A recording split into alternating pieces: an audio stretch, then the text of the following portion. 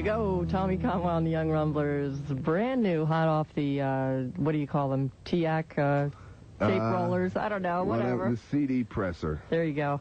And welcome to Street Beat. All Hello. Right. Great to be here, Cyndy. Yeah, you haven't been around too much, huh? You've been out promoing? Yeah, I've been kind of, it's really weird, too, not having been around. We haven't had a break in like 6 years, from playing the clubs, you know, and now it's been like 6 months, and it really is strange, very weird, and I am like jonesing to play. Well, we're going to have a word about a show coming up, I think, right? Yeah, we're playing... a little bit later in the show. Okay, all right. That's a teaser, I think. Yeah, that's right. But anyway, so we're back. You're back. Okay, good. Well, welcome Remember back. us? Yes, we didn't forget you. We've been waiting for this record for a while. It took a long time to get it out, I think. Man, it always takes about twice as long as you hope. Yeah. And 3 times as long as you think it's going to take. Well, it sounds real good. I've been listening to it all weekend, and Guitar Trouble is the name of the album. That's the first song on the first side. And what's with the title? What's it mean, Guitar Trouble? Well, I don't know. You got to call it something, you know. Well, come on. There's got to be some kind of meaning, isn't there? Well, you might think that, but you'd be surprised. I mean, maybe we'll delve into that a little bit later. But anyway, we're going to play another song. There's one song on here. Well, there's a lot of things I want to ask you about it, because, this is your second album on Columbia, and this is an exciting part of your career, as every part is, right? Yeah, I can't complain. I have no complaints. It's been a roller coaster ride all the way. Yeah. But you worked with Pete Anderson, who is a producer, also a guitar player, and we'll talk about him a little bit later on. But this particular song that I was going to play next is actually a pretty funny song, I think, called Nice and Naughty. Nice and Naughty, all right, all right. And, yeah, you have a little bit of a different vocal style on this one, I notice. Really? I didn't really think about it much. I guess so. You know what I think? If I did think anything on this particular track, I just thought I'm just going to freak out the way I do when I'm not thinking about it. You know what I mean? Like when we're playing live. I don't know what makes you think about something or not, but I try to sing the way I sing when we're playing live, and I'm really, like, totally being a nut. Well, you have somebody playing on piano here on this track, Johnny Johnson. Yeah. Tell us about him. Oh, man. He's Chuck Berry's original piano player. I mean, he played on every Chuck Berry record ever made. That's great. Johnny Be Good, everything. Yeah. And so he's like a hero of yours, I guess. Well, he's it. I mean, for rock and roll piano, he invented it, and, so if that means anything, and anything, he continues to be the greatest, rock and roll piano player. I mean, there are guys like, Ian McLagan or Chuck Leavell, who played with the Stones on the last tour, who, cop Johnny Johnson. But, I mean, you can't take that kind of piano player much further than Johnny Johnson. So, it was great. Well, how'd you get him, anyway? We just called him up. Yeah. I mean, it's really funny. I would have never been so presumptuous to think we could have, but actually it was Pete. He said, well, it might be good to try to get Johnny Johnson on this. I said, that would be really great. It would be fun. Yeah. You just call him up, and, hey, he wanted to make the money, What's he doing now? He lives in East St. Louis.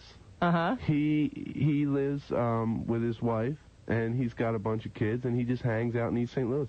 He said that when we go through the Midwest to call him up, and he'll tour with us for like a week or something. Oh, great. He's the nicest guy. The nicest, most professional. He flew in. He was on time. He, to the studio. He concentrated. He really wanted to get it right. He worked hard. It was like a thrill. It was such a thrill. And like for me, that's makes it all worthwhile. Yeah. That's you were there, obviously, in the studio with him. Oh, yeah. I had to show him the song. And actually, the song was a little trickier than I had realized. And it was kind of tricky for him because there's different parts and stuff. And so it took a little while. So we had to work together. And it was pretty weird kind of instructing a legend. But, you just do it. You kind of forget about it and just get in there. And he's a great guy, so...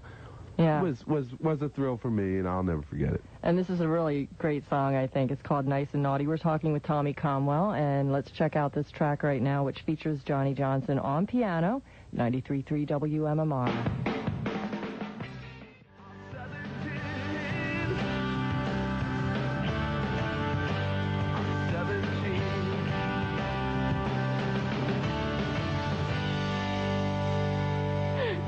93.3 WMMR.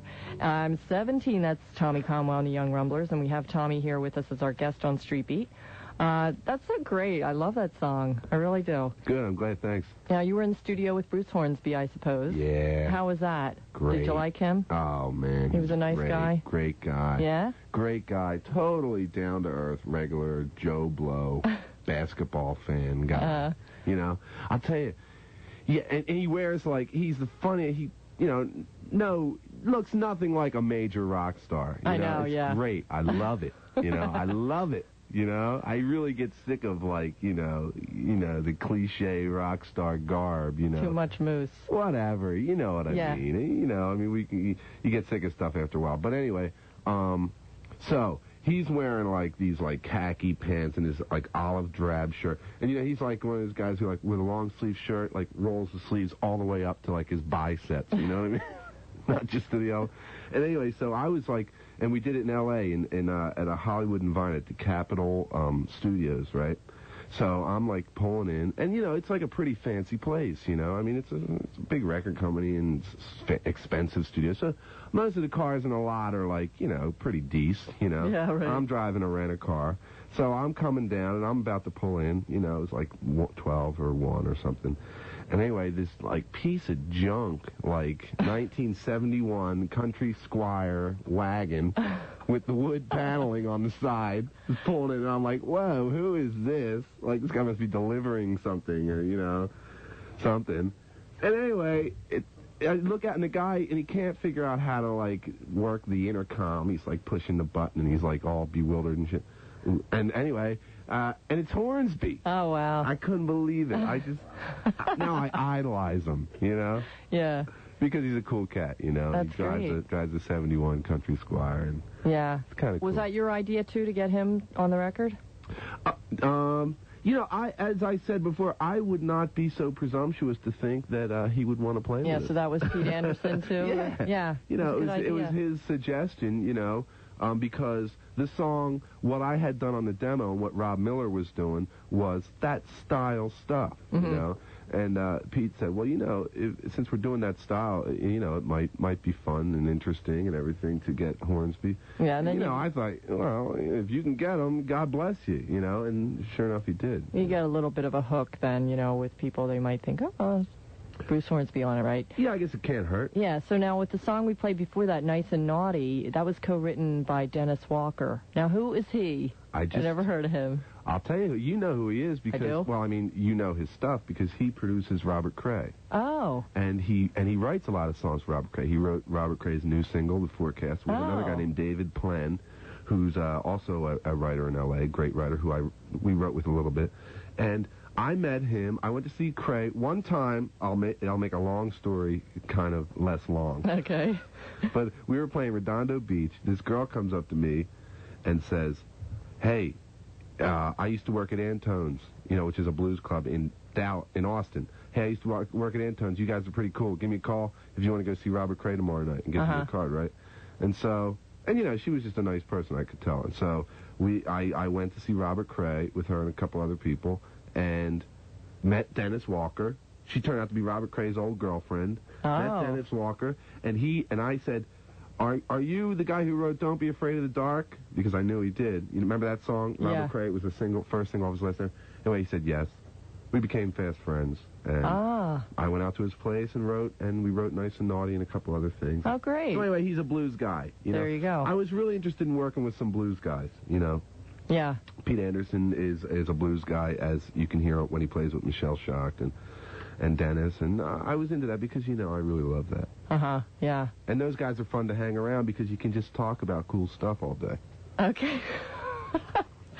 Now, this next song we're going to play, Let Me Love You Too, this was a song that you wrote by yourself, right? Let Me Love You Too, yeah. Yeah, you have to remember which one it is. Yeah. Okay, well, let's play this, and then we'll ask you a couple more questions and put Buzz's report in between here. This is Street Beat on 93.3 WMMR.